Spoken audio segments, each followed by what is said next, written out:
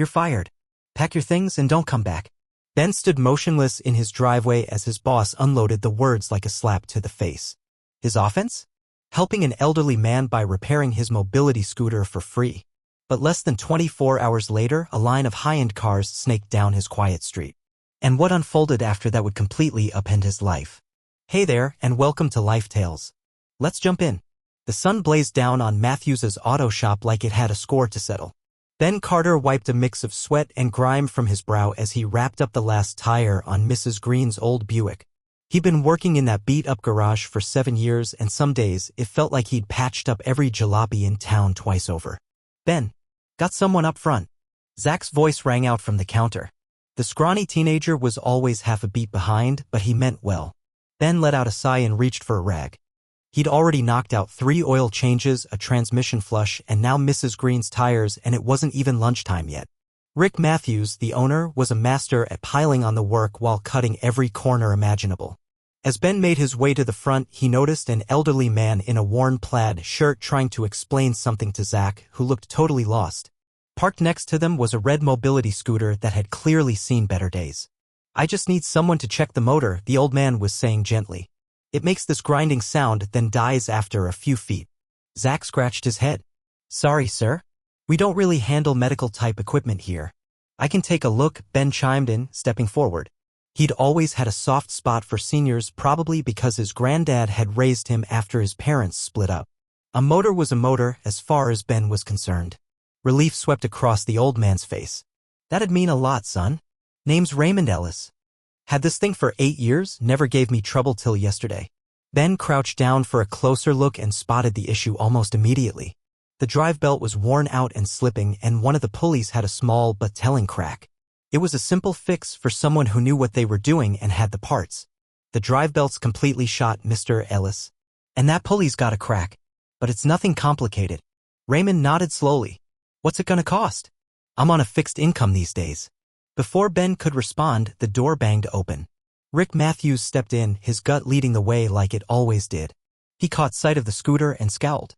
What's this junk doing here? We don't touch the kind of stuff, he barked. It's just a worn belt and a cracked pulley, Ben explained. Same principle as a serpentine belt in a car. I could have it done in half an hour, tops. Rick's eyes narrowed and that familiar greedy glint crept into his expression. He turned to Raymond with that fake, customer-friendly grin he reserved for overcharging. Well, this isn't exactly standard for us. We'll need to special order the parts. Labor's premium for something like this. He tapped away at the computer. That'll come to $347.50. Raymond's face dropped. Over $300 for a belt? Ben couldn't hold back. Rick, that's insane. The parts are worth maybe $25 tops. Rick shot him a glare. If you don't mind, I set the prices around here. Then he turned back to Raymond. Your other option's the medical supply place over in Canton. 40 miles out. Raymond's shoulders slumped in defeat. I've got no way to get out there. The scooter's all I've got since I lost my license last year. Cataracts. He slowly reached for his wallet. Any chance you could lower the price? My social security check doesn't come till next week. That's the rate, Rick replied coolly. Take it or leave it. Ben watched as the old man's hands shook while counting out weathered bills. Something inside Ben just snapped. Mr. Ellis, he said gently, why don't you leave the scooter with us overnight? I'll see what I can do, maybe find you a better option. Rick shot Ben a glare so sharp it could have cut metal, but with a customer standing right there, he held his tongue. Raymond nodded with gratitude and slowly made his way to the exit, leaning hard on his cane as he left. The second the door shut behind him, Rick erupted. What the hell was that? You don't get to decide prices in my shop. Come on, Rick. You were about to scam that old man out of $400 for a belt replacement that would take 20 minutes. That's not business, that's theft. It's business, Rick snapped. People pay what the market allows. If he's desperate enough, he'll pay. He needs that scooter to get around. It's not a luxury, it's his independence. Not my concern. Rick jabbed a finger into Ben's chest.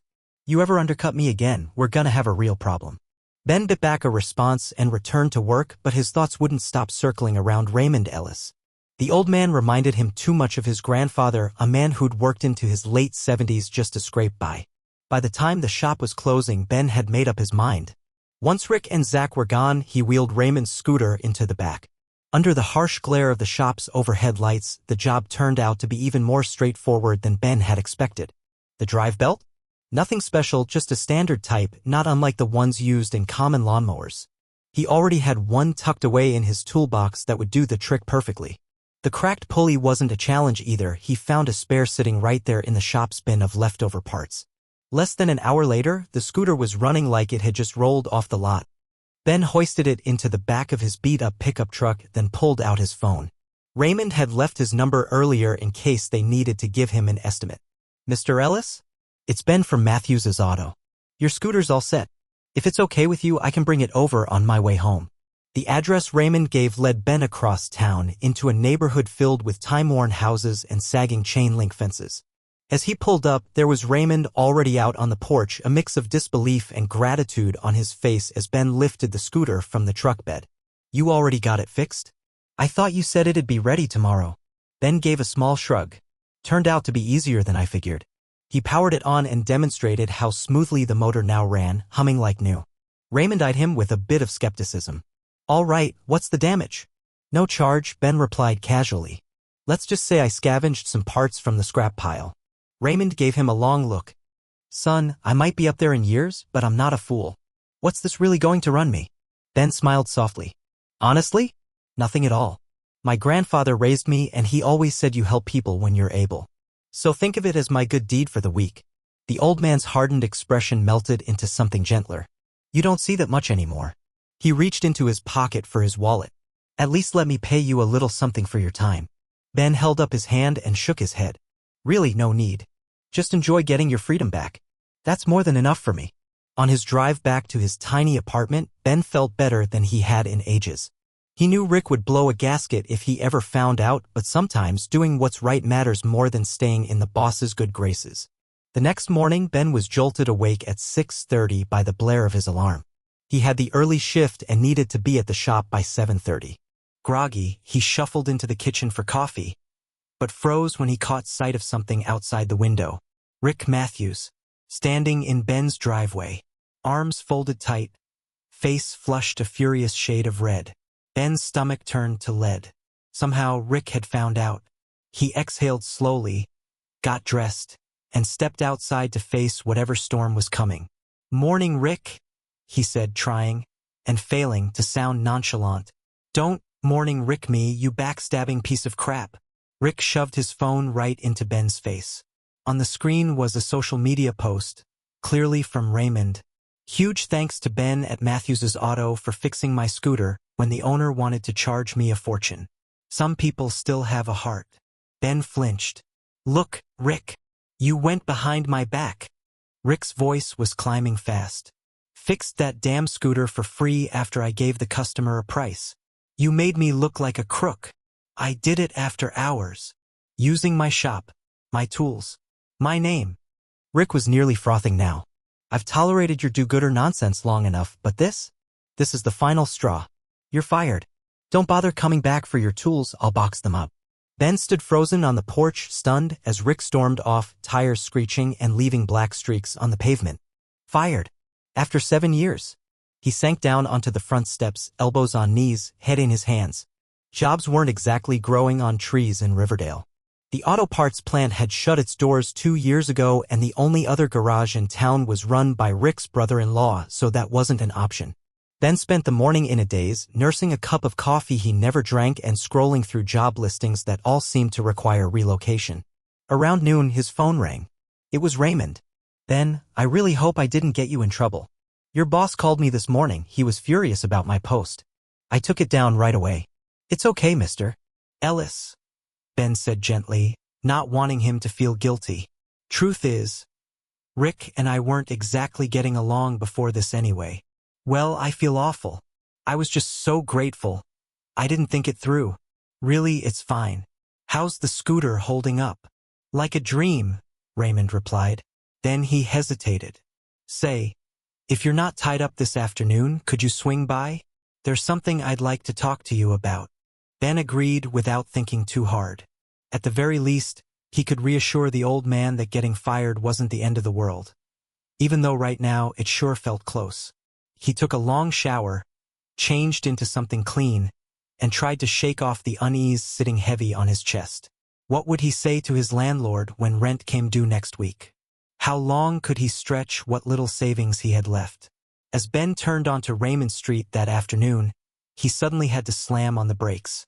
The road was jammed with cars, bumper to bumper.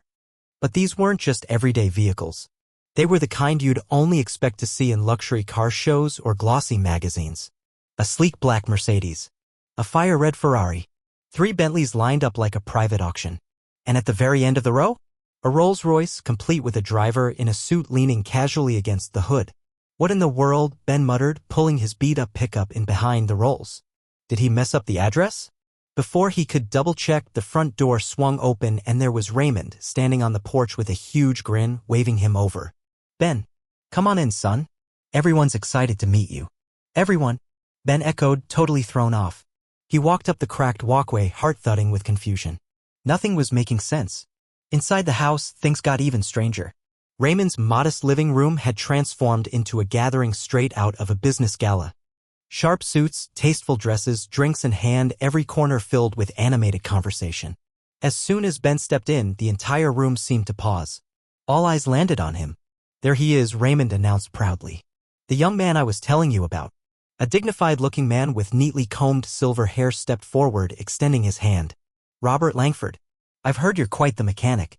Ben shook his hand instinctively. Thanks. I'm not sure what's going on here. Raymond's grin stretched even wider. Remember when I said I was on a fixed income? He paused.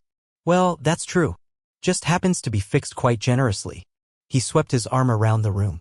These folks? They're my former colleagues from Langford Medical Systems. Robert and I co-founded the company back in 1977. Ben's jaw nearly hit the floor. Langford Medical? The biggest employer in the county? That Langford? You founded Langford Medical? Raymond gave a humble nod. Retired about 15 years ago. Sold my shares, but we still gather every month or so. Yesterday, I told them what you did, and they were blown away. Robert cleared his throat. Raymond was our engineering powerhouse, designed our first cardiac monitors. When he told us how you fixed his scooter on the spot and took a stand for what was right, we wanted to meet you. A poised woman in a tailored business suit stepped forward. Linda Carter. I'm the HR director. We've actually been on the hunt for someone to head up our equipment maintenance division. Someone who not only understands the tech, but also the human side of what these devices mean. She handed Ben a business card with a smile. We'd like to offer you the position. Ben stared down at the card, stunned. Wait, but I'm just a mechanic. I fix cars. I don't have. You have exactly what this job requires. Raymond cut in. You've got the hands-on skills and, more importantly, the heart. The rest, that can all be learned. Robert stepped forward again. Starting salaries $85,000. Full benefits.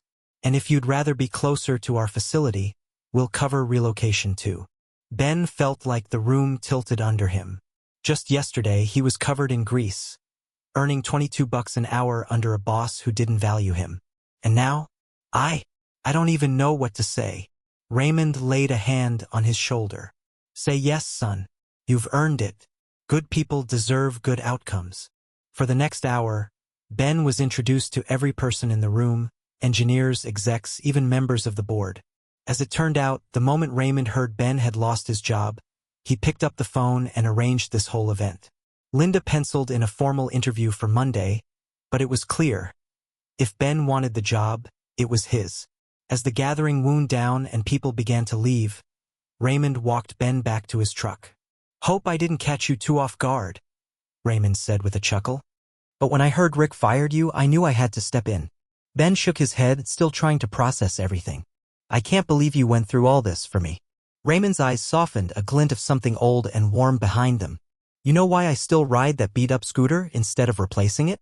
Ben looked at him, waiting. My late wife, Evelyn, gave it to me on our 50th anniversary. I'd been grumbling about not being able to fish anymore because of my knees. She surprised me with it, told me now I had no excuse. His voice dropped. She passed away 3 months later. That scooter's not just a ride, it's the last thing she gave me. Ben felt his throat tighten. I didn't know. How could you? Raymond said softly. You couldn't have known. But the way you treated that scooter and me with care and respect, that tells me everything I need to know about your character." He glanced over his shoulder at the house where guests were beginning to trickle out into the evening. These folks, they've got more money than they'll ever need. But what keeps them grounded is that they still understand the importance of integrity. That's why they showed up today.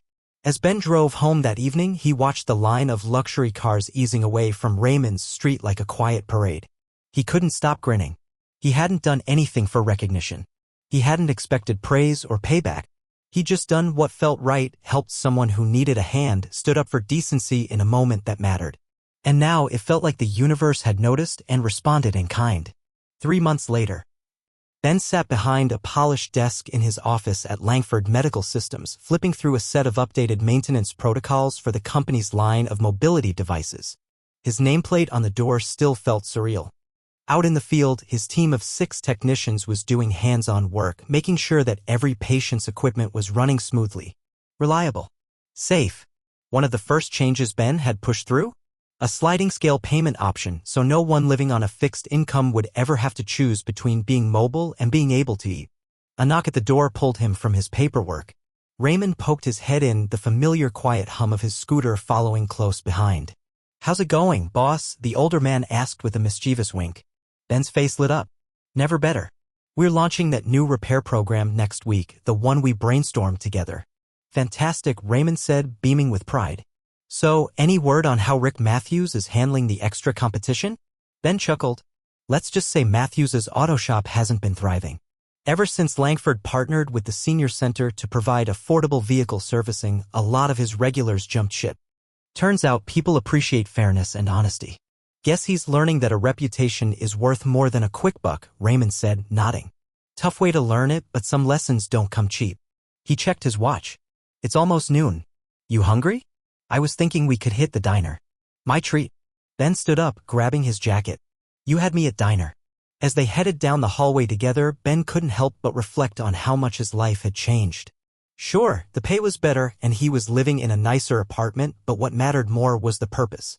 He woke up every day feeling like he mattered. Like the work he was doing meant something. And all of it traced back to the day he fixed a forgotten little scooter for an old man who turned out to be anything but ordinary. Sometimes the smallest gestures, the ones you do without thinking, are the ones that open doors you never imagined existed. And sometimes it's the people we overlook who end up changing our lives the most. In a world that too often puts profit before people, Ben's story reminds us of something simple but powerful. Doing the right thing still matters even when it costs you. He didn't know who Raymond really was. He didn't ask. He just saw someone who needed help and stepped in. Maybe that's the takeaway. Treat everyone with dignity. Not because of who they might be, but because of who you are. And if you're lucky, just lucky enough, sometimes the universe notices and sets things right. Enjoyed this story? Tap that like button and hit subscribe for more inspiring tales. And don't go anywhere, the next story is already waiting on your screen. See you next time.